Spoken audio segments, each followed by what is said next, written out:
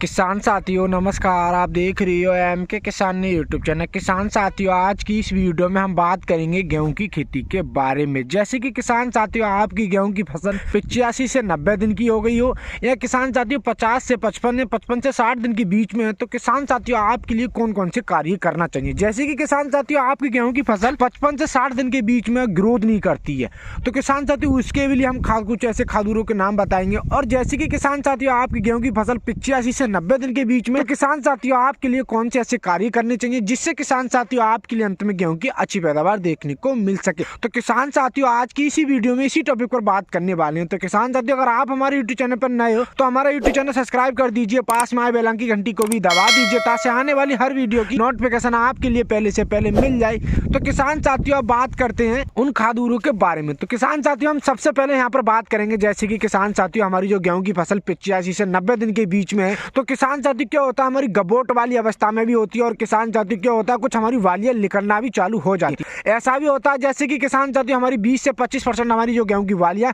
वो निकल आती है। तो किसान साथियों जैसे कि हमारी जो गेहूं की वालियां निकल आती है, तो लेकिन किसान साथियों 20 से 25% निकलती है, लेकिन जो बाकी की वालियां किसान साथियों हमारी रह गई हैं उन्हें कैसे निकालें और किसान साथियों हम लंबी कैसे बनाएं, अपने दानों का भराव अच्छी तरीके से कैसे करें, अपनी वालियों की दानों की संख्या कैसे बढ़ाएं और अपने दानों पर एक अच्छी चमक प्रदान कैसे करें जिससे किसान साथियों अंत में गेहूं की अच्छी पैदावार देखने को मिल सके। तो किसान साथियों यहाँ पर मैं बात करूंगा सबसे पहले, जैसे कि किसान साथियों आपके दानों पर एक अच्छी चमक प्रदान नहीं होती है, आपका पौधा स्वस्थ नहीं रहता। जैसे कि किसान साथियों आपकी जो वालियां आध पकी होती है यानी कि भदार हो जाती है, तो किसान साथियों क्या होता है, आपका पौधा सूखने लगता है और आपकी वालियां भी चूने लगती है। तो किसान साथियों आपके दानों पर एक अच्छी चमक प्रदान नहीं होती है। तो किसान साथियों हमें 100 ग्राम से 150 ग्राम प्रति एकड़ के हिसाब से जो हमारी बोरन आती है यानी कि 20% बोरन आती है, किसान साथियों उसको ले लेना चाहिए। या फिर किसान साथियों आपके क्षेत्र में 20% वाली जो बोरन नहीं मिलती है, 14% वाली बोरन आती है उससे वो मिलती है, तो किसान साथियों उसकी हमें हल्की मात्रा बढ़ा देनी चाहिए। जैसे कि किसान साथियों हमने 150 ग्राम तक ली है, तो किसान साथियों हम 200 ग्राम प्रति एकड़ के हिसाब से बोरन को ले सकते हैं। तो किसान साथियों जैसे कि आपकी गेहूं की फसल जो गबोट वाली अवस्था में है, तो किसान साथियों आपके गेहूं के दानों पर एक अच्छी चमक प्रदान नहीं होती है, आपकी बालियां जो चूज जाती हैं यानी कि आपका पौधा स्वस्थ नहीं रहता, आपके दाने अच्छी तरीके से चमकदार नहीं दिखते हैं, तो किसान साथियों बोरन का प्रयोग करना चाहिए। और किसान साथियों बात करते हैं जैसे कि किसान साथियों हम अपनी गेहूं की जो वालियां होती हैं उन्हें लंबी कैसे बनाएं।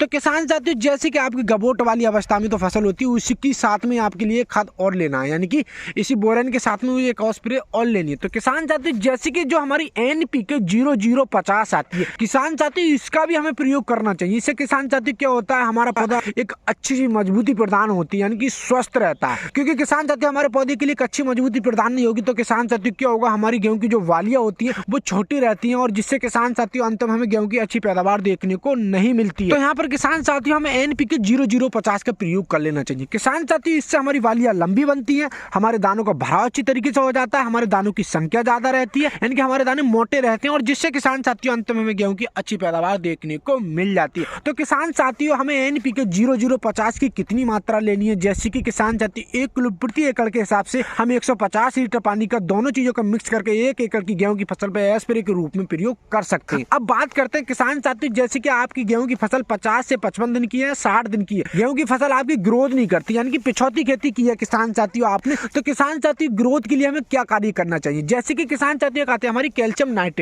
नाइट्रेट का अगर हम अपनी गेहूं की फसल में प्रयोग कर लेते हैं ना, तो किसान साथियों क्या होता है, जैसे कि किसान साथियों हमारे गेहूं के पौधों की ग्रोथ अच्छी तरीके से बढ़ने लगती है। तो किसान साथियों हम दानेदार का प्रयोग करेंगे, जैसे कि किसान साथियों 15 kg प्रति एकड़ के हिसाब से हम कैल्शियम नाइट्रेट को ले लेते हैं और 1 एकड़ की गेहूं की फसल में प्रयोग कर लेते हैं, यानी कि छिड़काव विधि से प्रयोग कर लेते हैं। किसान साथियों ये थोड़ा महंगा पड़ता है, किसान साथियों इसको अगर आप ना प्रयोग करें तो किसान साथियों आप स्प्रे के रूप में भी प्रयोग कर सकते हैं। जैसे कि किसान साथियों 1 किलो प्रति एकड़ के हिसाब से या 1.5 किलो प्रति एकड़ के हिसाब से आप 150 लीटर पानी का घोल बनाकर और कैल्शियम नाइट्रेट की स्प्रे भी कर लेते हैं, तब भी किसान साथियों क्या होता है, वो ही हमें शानदार रिजल्ट देखने को मिलता है। गेहूं के पौधों की ग्रोथ नहीं बढ़ रही नहीं, तो किसान साथियों हमारे गेहूं के पौधों की अच्छी तरह से ग्रोथ बढ़ना चालू हो जाएगी। यानी कि 1 से 1.5 किलो प्रति एकड़ के हिसाब से आप अपनी गेहूं की फसल पे कैल्शियम नाइट्रेट का स्प्रे के रूप में भी प्रयोग कर लेते हैं, तो किसान साथियों आपके गेहूं के पौधों की अच्छी तरह से ग्रोथ बढ़ जाएगी। और किसान साथियों आप दानेदार का अगर प्रयोग करना चाहते हैं यानी कि जो थोड़ा महंगा पड़ता है, आप छिड़काव विधि से देते हैं, तो किसान साथियों थोड़ा महंगा पड़ता है क्योंकि किसान साथियों कैल्शियम नाइट्रेट हमारा महंगा आता है जो, और हम 15 kg प्रति एकड़ के हिसाब से लेते हैं, तो किसान साथियों कम से कम 1500 1600-1700 रुपए तक का ये हमारा पड़ेगा। तो किसान साथियों हम यहाँ पर 1600 से 1700 रुपए अपने वेस्ट ना करके हम किसान साथियों स्प्रे के रूप में भी हम प्रयोग कर सकते हैं, यानी कि 1 से 1.5 किलो प्रति एकड़ के हिसाब से हम स्प्रे के रूप दे सकते हैं। 150 लीटर पानी का ही घोल बनाकर हम 1 एकड़ की गेहूं की फसल फसल में स्प्रे के रूप में प्रयोग कर सकते। तो किसान साथियों, मैं आपसे उम्मीद करता हूँ आप अपनी गेहूं की फसल में ये कार्य कर लेते तो जिससे किसान साथियों आपके लिए अंत में गेहूं की अच्छी पैदावार देखने को मिल जाएगी। तो किसान साथियों, ये जानकारी आपके लिए कैसी लगी? मैं आपसे उम्मीद करता हूँ ये जानकारी आपके लिए बहुत ही ज्यादा पसंद आई होगी। तो मेरी वीडियो के लिए लाइक कर दो, ज्यादा से ज्यादा शेयर कर दो। जो मेरे यूट्यूब चैनल पर नए हैं वो मेरा यूट्यूब चैनल सब्सक्राइब कर दे, पास में आए बेल की घंटी को भी दबा दे ताकि आने वाली हर वीडियो की नोटिफिकेशन आपके लिए पहले से पहले मिल जाए। किसान साथियों, आगे मिलते एक नई वीडियो में। नमस्कार किसान साथियों।